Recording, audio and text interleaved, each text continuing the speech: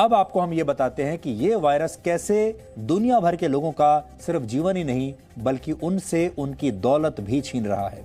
इस वायरस की वजह से दुनिया भर के बड़े बड़े अमीरों को बहुत नुकसान हुआ है। लेकिन चीन के जो बिलियनर्स हैं, चीन के जो अरबपति लोग हैं, उद्योगपति हैं, उन्हें इस संकट से फायदा हो रहा है। चीन की एक संस्था हु रन रिपोर्ट की एक रिसर्च के मुताबिक दुनिया के 100 टॉप बिलियनर्स में सिर्फ 9% लोगों की संपत्ति बढ़ी है और ये सभी अरबपति चीन से हैं, जबकि दूसरे देशों के 86% बिलियनर्स उद्योगपतियों की संपत्ति पहले से कम हुई है और 5% की संपत्ति में कोई अंतर नहीं आया है। दुनिया के 100 सबसे बड़े बिलियनर उद्योगपतियों की लिस्ट में चीन के 6 नए लोग अब शामिल हो गए हैं, जबकि भारत के 3 और अमेरिका के 2 उद्योगपति अब इस लिस्ट से बाहर हो गए हैं क्योंकि उन्हें इतना नुकसान हुआ। इस रिपोर्ट के मुताबिक दुनिया में पिछले 2.5 वर्षों में अरबपतियों ने जितनी दौलत कमाई उसका बड़ा हिस्सा पिछले 2 महीनों में समाप्त हो चुका, उन्होंने गंवा दिया। पिछले 2 महीनों में ही दुनिया के टॉप 100 अरबपतियों की कुल संपत्ति लगभग 30 लाख करोड़ रुपए कम हो गई और टॉप 10 बिलियनर्स की संपत्ति में 9,40,000 करोड़ रुपए की कमी आ गई। इस महामारी से पहले दुनिया में 2,816 अरबपति थे और अब यह आंकड़ा 20% कम हो गया है, यानी बिलियनर्स क्लब में शामिल हर 5 में से एक उद्योगपति अब अरबपति नहीं रहा, एक अमीर आदमी अब अरबपति नहीं रहा। लेकिन इस वायरस से सबको नुकसान नहीं हुआ, कुछ ऐसे भी हैं जिनकी संपत्ति अब भी बढ़ रही है।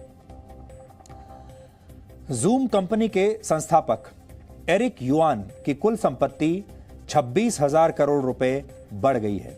अब इनकी कुल संपत्ति 60,000 करोड़ रुपए हो गई है। जूम एक वर्चुअल मीटिंग कराने वाला ऐप है।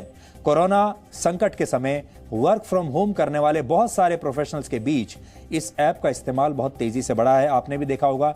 इस दौरान इसी ऐप के जरिए बड़ी संख्या में प्रोफेशनल्स पूरी दुनिया में मीटिंग कर रहे हैं, एक दूसरे से बातचीत कर रहे हैं और इसी के जरिए वीडियो कॉन्फ्रेंसिंग हो रही है। इसलिए ये जो जूम नाम का ऐप है, इस कंपनी को जबरदस्त फायदा हुआ है।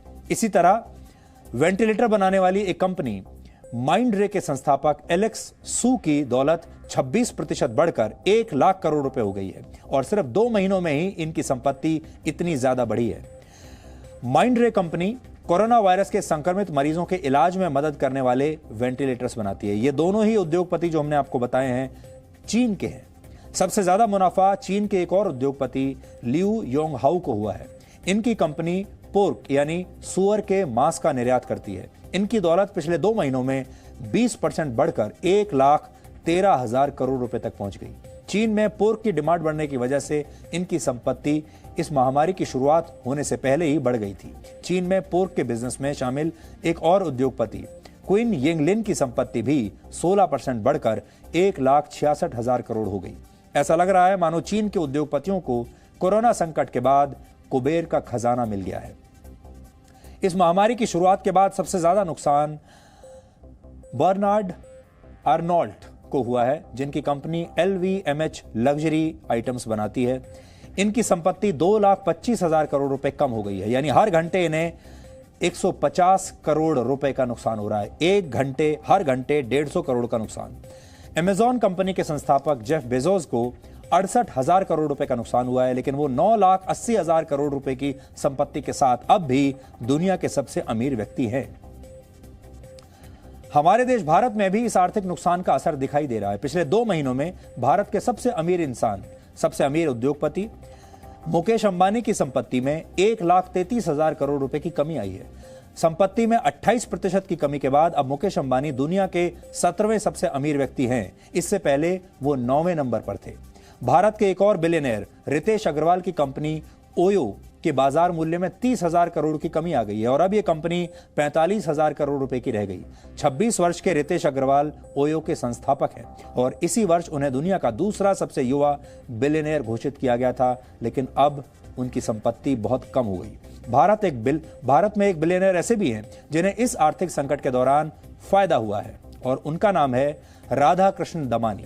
सुपरमार्केट चेन डी मार्ट के संस्थापक हैं ये और इनकी संपत्ति 11% बढ़कर अब 81,000 करोड़ रुपए से ज्यादा हो गई है। और इसकी सबसे बड़ी वजह यह है कि लॉकडाउन के दौरान भारत में लोग ज्यादा से ज्यादा मात्रा में अपने घरों में सामान जमा कर रहे थे और सुपर स्टोर होने की वजह से डी मार्ट की सेल्स बढ़ गई और इसका असर इसके संस्थापक की दौलत पर पड़ा। कुल मिलाकर चीन की अर्थव्यवस्था को इस वर्ष के 2 महीनों में बड़ा नुकसान होने के बाद भी वहां के बिलियनियर्स की संपत्ति बढ़ रही है। यानी दुनिया को कोरोना वायरस से बड़ा नुकसान हुआ है और उसी वायरस से चीन को फायदा हो रहा है।